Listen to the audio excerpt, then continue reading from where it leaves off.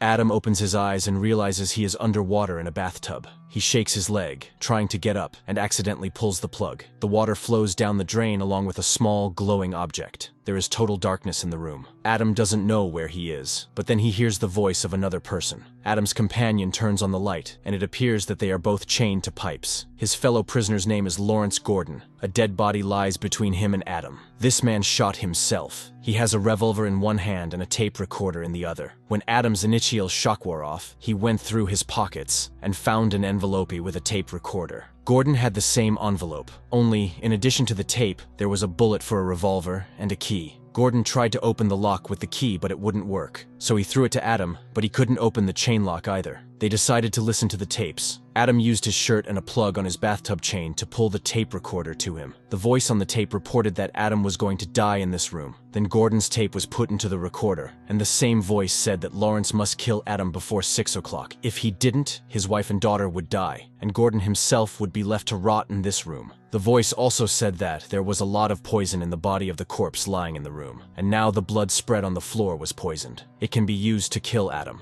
There are also clues in the room, and one can increase their chances of survival by solving them. The voice mentions the cross that marks the treasure and the heart. Gordon notices a heart painted on the toilet tank. Adam decides to check what is hidden in the tank, but after dipping his hand in the feces, he finds nothing. He then looks into the tank and pulls out a bag of metal saws from there. There is something else in the bag, but Adam tosses it aside and starts sawing a chain. He tosses the second saw to Lawrence so that he can try to free himself. Adam's saw breaks. He throws it at the wall in a rage, and it hits the mirror, causing a corner to break off. Lawrence also fails to free himself, but he realizes he knows who has locked them in the room. Gordon works as a doctor, and one day, he became a suspect in the Jigsaw case. This was the name of a maniac who locked his victims in places where they had minimal chance of survival. One of his victims was a man entangled in barbed wire. His corpse was discovered by police officers. When partners David Tapp and Stephen Singh arrived at the crime scene, Detective Carey described the details of the death. This was the start of the search for the Jigsaw, which led to Gordon. A torch with his prints on it was found at the scene. When Tapp and Singh arrived at the hospital, Dr. Gordon was telling the medical history of a new patient. He had been diagnosed with an inoperable tumor in his brain.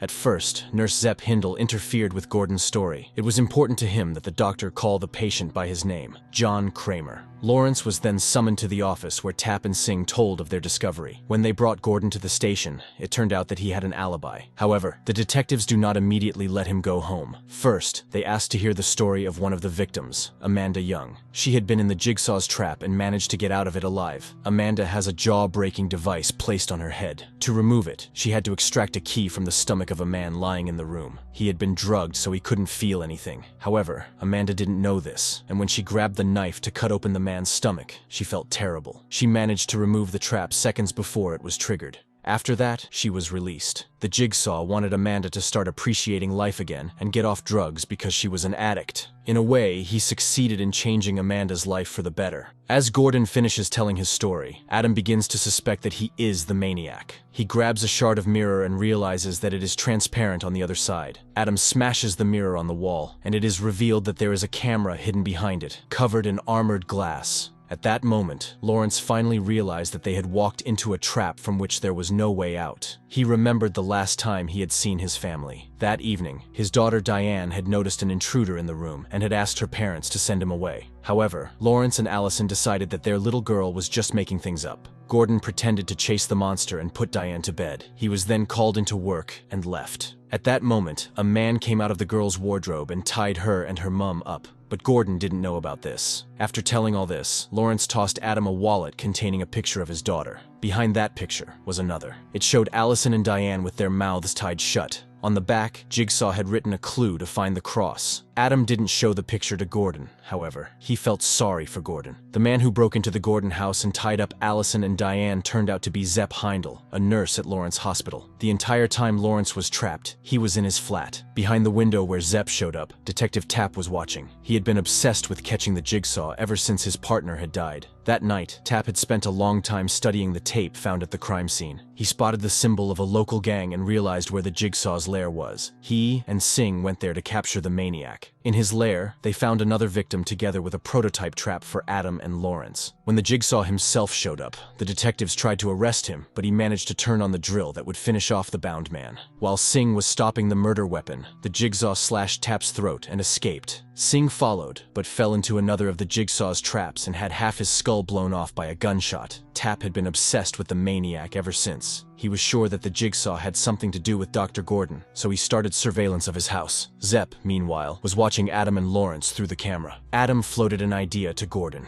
They should switch off the lights, then they would be able to find the cross. Indeed, a symbol glowed in the darkness on one of the walls. Lawrence broke a tile in that spot and pulled a box out of the hiding place. It could be opened with the key that Gordon had found in his envelope. The box contained 2 cigarettes, a lighter, a mobile phone, and a note from the Jigsaw. In the note, the maniac advised Gordon to dip one of the cigarettes in poisoned blood and give it to Adam. That way he would kill him and save his wife and daughter. However, Lawrence decided to use his mobile phone first, but it was blocked. It was only possible to answer calls. Gordon remembered how his phone had been blocked in the same way just before the kidnapping. That night he had felt like someone was watching him. Remembering how cleverly Adam had guessed where to find the cross, Lawrence suspected that he was the maniac. Adam had to show him the photo with the clue. Gordon then decided to poison Adam. He soaked the filter of a cigarette in blood and switched off the light. He then asked Adam to play along, and, switching on the light, threw him an ordinary cigarette. As he lit it, Adam pretended to be poisoned, but then the Jigsaw electrocuted him through the chain, and the trickery was revealed. After the electric shock, he remembered how he got to this place. He had been photographing Gordon that day, and when he returned home and printed the pictures, he had fallen asleep. When he woke up, he discovered a masked intruder in the apartment. He was the one who captured Adam. As he recalled this, the phone rang. Lawrence answered it. It was his daughter on the other end. When Allison picked up the phone, she said that Adam had known Lawrence before they'd met in this room. Gordon demanded an explanation, and Adam revealed everything.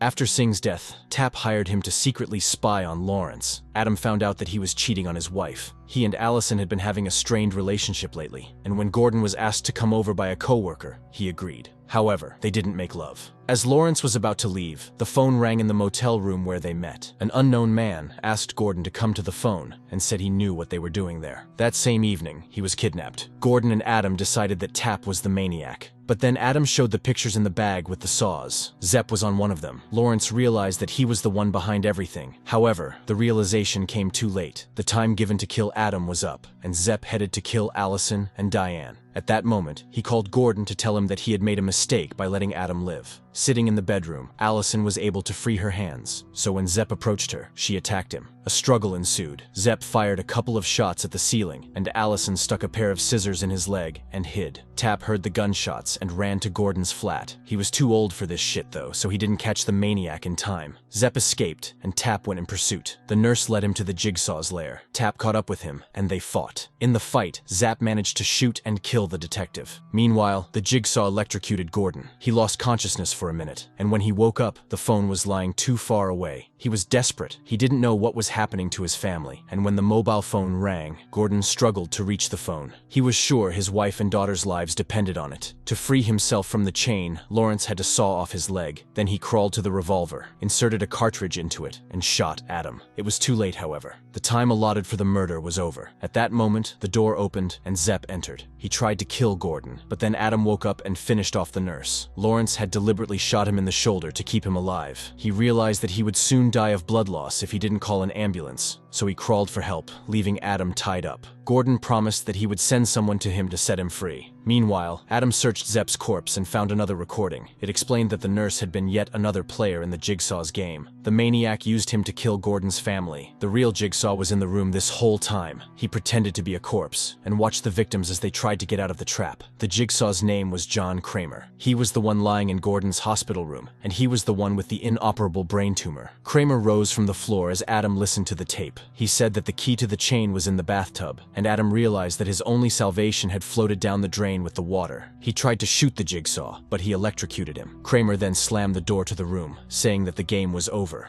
Adam was left to slowly die there.